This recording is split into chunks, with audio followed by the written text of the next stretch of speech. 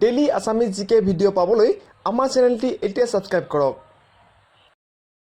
Question number 1, প্ৰাচীন কালত অসমক কোনটো নামেৰে জনা যায়? শুদ্ধ উত্তৰ option C Pragjyotipur. Question number 2, কোনটো পাহাৰৰ শিখৰত কামাখ্যা মন্দিৰ অৱস্থিত? 4টা অপশ্যনৰ ভিতৰত শুদ্ধ উত্তৰটো হ'ব অপশ্যন এ নীলাচল পাহাৰ। ইম্পৰ্টেণ্ট প্ৰশ্ন আলোচনা কৰি থকা আছে বন্ধুসকল। কুৱেশ্যন নম্বৰ 3, অসমৰ ৰাজধানী শ্বিলঙৰ পৰা দিছপুৰলৈ কোন চনত স্থানান্তৰিত কৰা হৈছিল? 4টা অপশ্যনৰ ভিতৰত শুদ্ধ উত্তৰটো হ'ব অপশ্যন ডি 1973 চনত।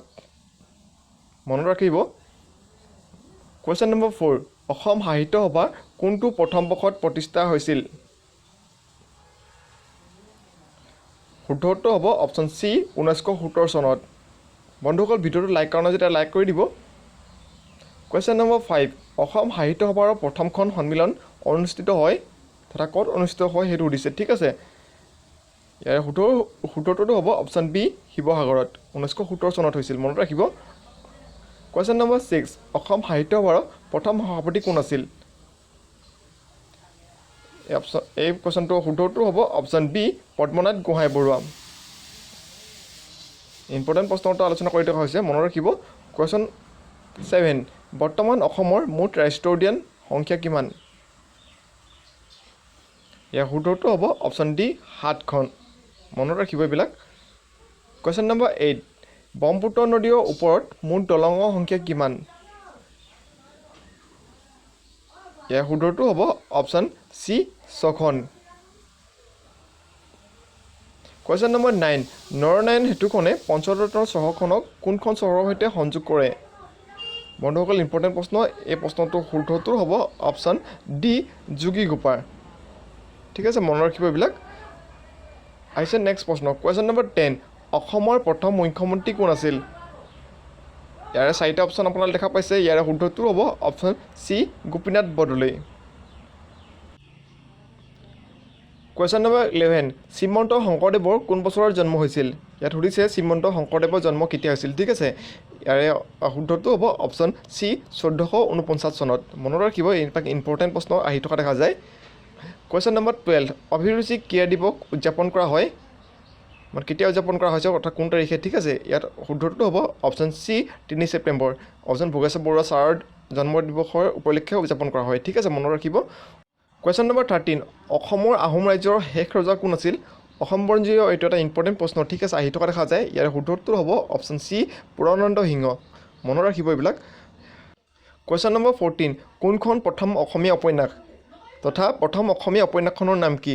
ঠিক আছে, এই প্ৰশ্নটোৰ শুদ্ধটো হ'ব অপশ্যন চি ভানুমতী। ভানুমতী হৈছে প্ৰথম অসমীয়া উপন্যাস, ঠিক আছে। কুৱেশ্যন নম্বৰ 15, হেমকোষ নামেৰে অভিধান সংকলন কৰা প্ৰথম অসমীয়া হ'ল?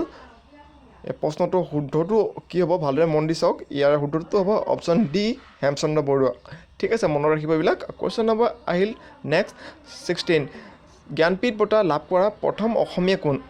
প্ৰথম অসমীয়া জ্ঞানপীঠ বঁটা কোনে লাভ কৰিছিল? ইয়াৰ শুদ্ধটো হ'ব অপশ্যন বি বীৰেন্দ্ৰ কুমাৰ ভট্টাচাৰ্য, ঠিক আছে, এইবিলাক মনত ৰাখিব। নেক্সট আহিল কুৱেশ্যন নম্বৰ 18, কাৰ ৰাজত্বকালত হিউৱেন চাঙে অসম ভ্ৰমণ কৰিছিল? বন্ধুসকল বহুত ইম্পৰ্টেণ্ট প্ৰশ্নবিলাক মনত ৰাখিব। ইয়াৰ শুদ্ধটো হ'ব অপশ্যন ডি কুমাৰ ভাস্কৰ বৰ্মনৰ দিনত হিউৱেন চাং অসম ভ্ৰমণ কৰিছিল, ঠিক আছে। কুৱেশ্যন নম্বৰ 19, কোন বছৰত চুকাফাই চৰাইদেউত আহোম ৰাজ্য প্ৰতিষ্ঠা কৰে? বছৰ ঠাইত চন বুলি আহিব পাৰে, ঠিক আছে। ইয়াৰ শুদ্ধটো হ'ব অপশ্যন এ 1253 চনত, ঠিক আছে, মনত ৰাখিব এইবিলাক বুৰঞ্জীয় প্ৰশ্নৰ উত্তৰ আহি থকা দেখা যায়। কুৱেশ্যন নম্বৰ 20, শৰাইঘাট যুদ্ধৰ কোন বছৰত আহোম আৰু মোগলৰ মাজত হৈছিল? ইয়াতে প্ৰশ্নটো সোমাই আছে দুটা, ঠিক আছে। শৰাইঘাট কোন চনত হৈছিল? এইটো শুদ্ধটো হ'ব অপশ্যন ডি 1671 চনত, মানে কাৰ মাজত হৈছিল? আহোম আৰু মোগলৰ মাজত, মনত ৰাখিব এইবিলাক। কুৱেশ্যন নম্বৰ 21, মহাত্মা গান্ধীয়ে প্ৰথম অসম ভ্ৰমণ কৰিছিল মানে কোন চনত অসম ভ্ৰমণ কৰিছিল মহাত্মা গান্ধীয়ে প্ৰথম, সেইটো সুধিছে, ঠিক আছে। ইয়াৰ শুদ্ধটো হ'ব অপশ্যন ডি 1921 চনত, মনত ৰাখিব এইবিলাক বুৰঞ্জীয় প্ৰশ্ন। নেক্সট আহিল কুৱেশ্যন নম্বৰ 22, সাহিত্য একাডেমী বঁটা লাভ কৰা প্ৰথমখন কিতাপ হৈছে মানে সাহিত্য একাডেমী বঁটা লাভ কৰা প্ৰথমখন গ্ৰন্থকাৰ সুধিছে, ঠিক আছে। ইয়াৰ শুদ্ধটো হ'ব অপশ্যন বি বনফুল, মনত ৰাখিব এইকেইটা সাহিত্য বিষয়ৰ প্ৰশ্ন উত্তৰ, ঠিক আছে। কুৱেশ্যন নম্বৰ 23, অসমৰ প্ৰথম বেৰিষ্টাৰ কোন? প্ৰথম অসমীয়া বেৰিষ্টাৰ কোন? একেই কুৱেশ্যন। ইয়াৰ শুদ্ধটো হ'ব option C Anandaram Barua. Question number 24 কোনখন জিলা অঞ্চল অনুসৰি অসমৰ সৰ্ববৃহৎ জিলা চাৰিটা অপশ্যন দেখিবলৈ পাইছে অপশ্যন চাৰিটাৰ ভিতৰত শুদ্ধ উত্তৰ হ'ব অপশ্যন বি কাৰ্বি আংলং মনত ৰাখিব এইবিলাক ঠিক আছে ইম্পৰ্টেণ্ট কুৱেশ্যন এইবিলাক কুৱেশ্যন নম্বৰ 25 কোনখন জিলাত গৰম পানী বন্যপ্ৰাণী অভয়াৰণ্য অৱস্থিত প্ৰশ্নটো শুদ্ধ উত্তৰ হ'ব option C Karbi Anglong important প্ৰশ্ন এইবিলাক আলোচনা কৰি থকা হৈছে কুৱেশ্যন নম্বৰ 26 কোন বছৰত অসমত ৰাষ্ট্ৰীয় ক্ৰীড়া অনুষ্ঠিত হৈছিল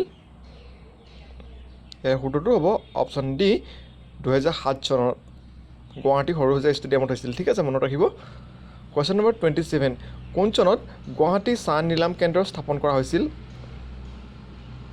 ইয়াৰ শুদ্ধটো হ'ব অপশ্যন এ 1970 চনত কুৱেশ্যন নম্বৰ 28 অসমৰ কোনখন চহৰত এছিয়াৰ সৰ্ববৃহৎ শুকান মাছৰ বজাৰ আছে সকলোৱে জানি থ'বলগীয়া এইবিলাক ইম্পৰ্টেণ্ট হয় ইয়াৰ শুদ্ধটো হ'ব option B Jagiroad question number 29 কোন চনত গুৱাহাটী বিশ্ববিদ্যালয় প্ৰতিষ্ঠা কৰা হয় ইয়াৰ শুদ্ধটো হ'ব অপশ্যন চি 1948 চনত কুৱেশ্যন নম্বৰ 30 গুৱাহাটী বিশ্ববিদ্যালয়ৰ প্ৰথম উপাচাৰ্য কোন আছিল এই প্ৰশ্নটো শুদ্ধ উত্তৰটো হ'ব অপশ্যন এ কৃষ্ণকান্ত সন্দিকৈ ইয়াৰ বানান অশুদ্ধ হৈ থকাৰ বাবে ক্ষমা খুজিছোঁ কুৱেশ্যন নম্বৰ 31 অসমত মুঠ সংসদীয় সমষ্টিৰ সংখ্যা কিমান ইয়াৰ শুদ্ধটো হ'ব option C 14 question number 32 Lakshminath বেজবৰুৱাক কোন চনত অসম সাহিত্য সভাই ৰখৰা সন্মানেৰে সন্মানিত কৰে প্ৰশ্নটো শুদ্ধ উত্তৰটো হ'ব অপশ্যন ডি 1931 চনত মনত ৰাখিবতো ঠিক আছে কুৱেশ্যন নম্বৰ 33 নামঘোষা কোনে ৰচনা কৰিছিল এইবিলাক বহুত মানে আহিয়ে থাকে এইবিলাক প্ৰশ্ন ঠিক আছে ইয়াৰ শুদ্ধটো হ'ব অপশ্যন বি মাধৱদেৱে নামঘোষা ৰচনা কৰিছিল মনত ৰাখিব এইবিলাক কুৱেশ্যন নম্বৰ 34 হালধীয়া চৰাইয়ে বাওধান খাই কোন বছৰটোৰ শ্ৰেষ্ঠ ফিচাৰ ফিল্মৰ ৰাষ্ট্ৰীয় চলচ্চিত্ৰ বঁটা লাভ কৰে ইয়াৰ শুদ্ধটো হ'ব অপশ্যন বি 1988 চনত কুৱেশ্যন নম্বৰ 35 হালধীয়া চৰাইয়ে বাওধান খাই বোলছবিখন পৰিচালনা কৰিছিল মানে কোনে পৰিচালনা কৰিছিল সেইটো সুধিছে ঠিক আছে ইয়াৰ শুদ্ধটো হ'ব অপশ্যন বি জানু বৰুৱাই নেক্সট আহিল কুৱেশ্যন নম্বৰ 36 ভাৰতীয় ভূমিখণ্ডৰ কিমান শতাংশ অসম ৰাজ্যৰ দ্বাৰা সামৰি লোৱা হৈছে ভূগোলৰ প্ৰশ্নবিলাক আহি থকা দেখা যায় ইয়াৰে শুদ্ধটো হ'ব অপশ্যন বি 2.39 শতাংশ নেক্সট কুৱেশ্যন আহিল কুৱেশ্যন নম্বৰ 37 শংকৰদেৱে বৰগীত লিখিবলৈ কোনটো ভাষা ব্যৱহাৰ কৰে আমি সকলোৱে জানো মনত ৰাখিব এইটো নজনাসকলে ইয়াৰ শুদ্ধটো হ'ব অপশ্যন ডি ব্ৰজাৱলী ভাষা কুৱেশ্যন নম্বৰ 38 কেতিয়া পথৰু ঘাটৰ বিদ্ৰোহ হৈছিল আহি থাকে দেই এইকেইটা মনত ৰাখিব ইয়াৰ শুদ্ধটো হ'ব অপশ্যন ডি 1894 চনত কুৱেশ্যন নম্বৰ 39 স্বাধীনতা আন্দোলনৰ সময়ত অসমৰ স্বৰাজ পাৰ্টীৰ সভাপতি কোন আছিল ইয়াৰ শুদ্ধটো হ'ব option C Tanuram Phukan question number 40 Sivadol কাৰ ৰাজত্বকালত নিৰ্মাণ কৰা হৈছিল অসম বুৰঞ্জী প্ৰশ্ন এইবিলাক আহি থকা দেখা যায় মনত ৰাখিব মই পুনৰবাৰ আপোনালোকক অনুৰোধ কৰিছোঁ ইয়াৰ শুদ্ধটো হ'ব অপশ্যন ডি শিৱসিংহৰ কুৱেশ্যন নম্বৰ 41 ক্ষমতা প্ৰয়োগ কৰাৰ বাবে অসম লোকসেৱা আয়োগ চমুকৈ APSC নিয়মাৱলী জাৰি কৰা হৈছিল ইয়াৰ শুদ্ধটো হ'ব অপশ্যন চি 1951 চনত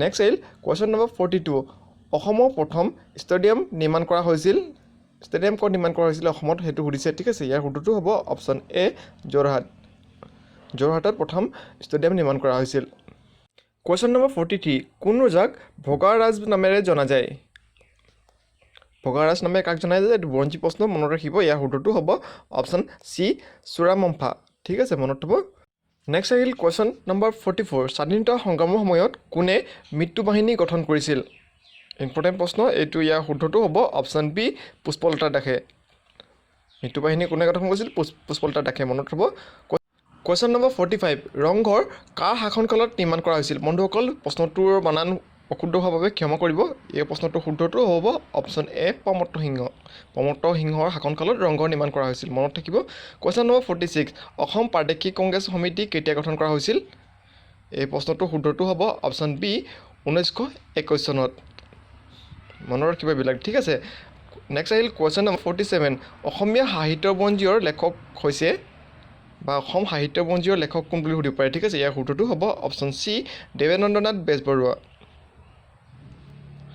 নেক্সট আহিল কুৱেশ্যন নম্বৰ 48 কোন চনত অসম অঞ্চলক বেংগল প্ৰেচিডেঞ্চিৰ পৰা উত্তৰ পূব সীমান্ত হিচাপে পৃথক কৰা হয় ইম্পৰ্টেণ্ট প্ৰশ্নবিলাক বন্ধুসকল আহি থকা দেখা যায় ইয়াৰ শুদ্ধটো হ'ব অপশ্যন এ 1874 চনত ঠিক আছে এতিয়া আহিল next question number 49 Gohain Kamal Ali পট্টু কাৰ ৰাজত্ব কালত নিৰ্মাণ কৰা হৈছিল ইয়াৰে বানানটো আকৌ অশুদ্ধ হৈ পৰি লিখিছিল নে কৰ পৰিলে কাৰ জেগাত হয় ঠিক আছে ইয়াৰ শুদ্ধটো হ'ব অপশ্যন এ নৰনাৰায়ণৰ ৰাজত্ব কালত নিৰ্মাণ কৰা হৈছিল মনত ৰাখিব এইবিলাক আজিৰ ভিডিঅ'টো শেষৰ প্ৰশ্নটো হৈছে যে কুৱেশ্যন নম্বৰ 50 হিন্দু উপাধি স্বৰ্গনাৰায়ণ গ্ৰহণ কৰা প্ৰথম হিন্দু ৰাজকীয় কোন আছিল এই প্ৰশ্নটোৰ শুদ্ধটো হ'ব অপশ্যন ডি চুহুংমুং ডেইলি আছামিজ জিকে ভিডিঅ' পাবলৈ আমাৰ চেনেলটি এতিয়া ছাবস্ক্ৰাইব কৰক